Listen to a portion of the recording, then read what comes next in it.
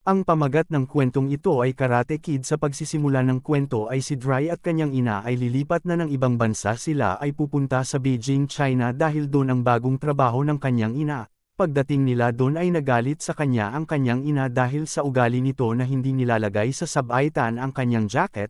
Pagkatapos ay inutusan niya si Dry na puntahan ang technician para ayusin ang shower nila, kaya pinuntahan ni Dry si Mr. Han pero kumakain pa ito kaya hindi siya pinansin nito. Dahil dito umalis si Dry at nakipaglaro na lang sa mga bagong kaibigan. Dahil din sa gusto niya makipagkaibigan sa isang babae, siya ay nagpakitang gilas dito. Pagkatapos ay kinausap siya ng kanyang kaibigan na lapitan at kausapin niya si Ming, kaya naman lumapit si Dry at nakipag-usap ito nang biglang dumating si Cheng at binogbog siya nito at umuwi siyang tulog na ang kanyang ina. Dahil sa bogbog sa kanya ay nagkaroon siya ng black eye kaya tinakpan niya ito ng make-up at nagsuot ng sombrero para di mapansin ng kanyang ina. Dahil ito ang kanyang first day of school, nakita niya rin doon si Cheng at ang mga tropa nito. Nang pinatanggal ang kanyang sombrero ay napansin din ito ng kanyang ina at sinabi ni Dry na nadapa lang siya. Sa kantin ay nakita niya doon si Ming at nag-usap silang dalawa. Pag-uwi ni Dry ay nakita siya ni Mr. Han na nagpa-practice ng kung fu. Nang tawagin ni Mr. Han si Dry ay hindi siya naririnig nito kaya binato niya ito ng takip ng toothpaste. Nagtaka naman si Dry at tinanong kung paano niya nagawa yun pero iba ang sinagot ni Mr. Han. Kinabukasan ay nakita ni Dry si Ming na nagpa-practice ng violin kaya nanood siya dito. Paglabas niya ay nakita niya si Cheng kasama ang tropa nito at sinabihan siya nito na kung ayaw niya masaktan ay lumayo siya sa kanila, pati na rin kay Ming dahil si Ming at Cheng ang kanilang mga magulang ay matalik na magkaibigan. Sa sumunod na eksena ay nagdala ang mag-ina, nakita nila ang isang kung fu school kaya pumasok sila dito. Napasok din ni Dry kung sa nagsasanay ng kung fu si Cheng kaya umalis na lang ito. Kinabukasan ay nagkaroon sila ng field trip. Pagkatapos ng field trip nila ay nakita ni Dry si Cheng at ang tropa nito kaya hinagisan niya ito ng tubig na marumi. Nakita naman ito ni Cheng kaya hinabol siya ng mga ito. Nang mahuli siya ay sasaktan na sana siya ngunit pinigilan ito ni Mr. Han at nakipaglaban si Mr. Han sa mga ito. Pagkatapos ay ginamo ni Mr. Han ang pasa ni Dry at dito nakiusap si Dry na turuan siya nito mag-kung fu dahil may isang guro na masama ang turo tungkol sa kung fu, kaya naman pinuntahan nila ang school kung saan tinuturuan si Cheng at ang tropa nito tungkol sa masamang kung fu. Dito ay nakiusap si Mr. Han na tigilan na nila Dry dahil dito ay sinabi ng guro ni Cheng na titigilan nila si Dry kung mananalo sila sa tournament ng kung fu, kaya naman pumayag si Mr. Han. Dito nagsimula ang pagtuturo ni Mr. Han kay Dry. Tinuruan niya muna ito kung paano mag-take off at take on ng jacket. Umulan man ay tuloy pa rin sila.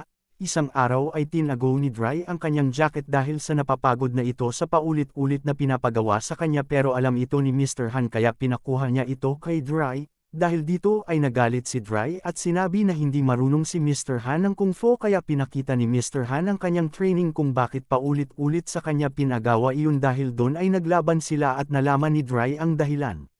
Pagkatapos ay dinala ni Mr. Han si Dry sa Temple of China. Nakita naman ni Dry ang isang babae na ginagawa ang galaw ng isang ahas kaya sinabi ni Mr. Han na hindi ang babae ang gumagaya sa ahas kundi ang ahas ang gumagaya sa babae. Sinabi niya rin kay Dry na dapat maging calm sa puso at sa isip dahil dito tuloy pa rin ang training nila. Kinabukasan ay inaya ni Dry si Ming na maggala dahil puro na lang ito practice ng violin. Habang nag-uusap sila ay tumawag ang daddy ni Ming sa kanya at sinabi na ngayong araw na ang competition, kaya naman nagmadali si Ming. Nakaabang naman na sa kanya ang kanyang mga magulang. Pagdating doon ay hindi nagustuhan ng mga magulang ni Ming ang kanyang performance kaya naman nang matapos ito ay sinabi nila na iwasan ni Ming si Dry at hindi ito maganda sa kanya kaya sinabi ni Ming ito kay Dry. Nang gabi din iyon ay pumunta si Dry kay Mr. Han. Nakita niya na sinisira ni Mr. Han ang sasakyan na inaayos nito kaya kinuwento ni Mr. Han ang nangyari sa kanyang pamilya na siya ang may kasalanan kung bakit namatay ang kanyang anak at asawa.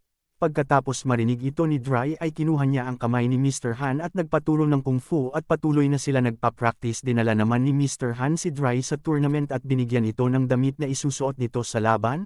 Pagkatapos ay pumunta si Dry sa bahay ni Ming. Sa tulong ni Mr. Han ay nakapagsalita si Dry ng Chinese at kinausap ang ama ni Ming. Sinabi naman ng ama ni Ming na hindi sila naninira ng pangako kaya pupunta si Ming sa laban ni Dry. At dumating na nga ang tournament sa unang laban ni Dry ay takot pa siya kaya imbis na lumaban ay tumatakbo siya kaya sinabihan siya ni Mr. Han na matatalo siya kapag ganun ang ginagawa niya pinalakas din ni Mr. Han ang kanyang loob kaya naman nanalo si Dry sa kanyang laban at dumating na ang semi-final sa unang laban ay si Cheng muna at kalaban nito nanalo naman si Cheng sa laban niya sa sumunod na laban ay si Dry laban sa tropa ni Cheng pinunterya nito ang hita ni Dry dahil dito na disqualified siya at namaga naman ang hita ni Dry kinausap naman ni Dry si Mr. Han na gamutan siya dahil gusto niya na manalo at ayaw niya na maging takot siya kaya ginamo siya ni Mr. Han at nakipaglaban parent siya kay Cheng sa unang dalawang round ay naging pantay sila ni Cheng kaya naman kinausap si Cheng ng guro nito at sinabihan na punteryahin ang hita nito kaya ginawa ito ni Cheng na patumba niya naman si Dry at dahil dito ay ginawa ni Dry ang teknik na gagayahin siya ni Cheng tumalab naman ito kay Cheng at nang sumugod na si Cheng ay nasipa ito ni Dry sa ulo kaya naman nanalo si Dry dahil dito pagkatapos ay nagbow kay Mr. Han ang lahat ng mga estudyante ng isang masamang guro. Ang lesson ng kwentong ito ay maging matatag ka sa buhay huwag kang susuko hanggat sa makamit mo ang iyong ninanais salamat sa panunood see you on the next recap.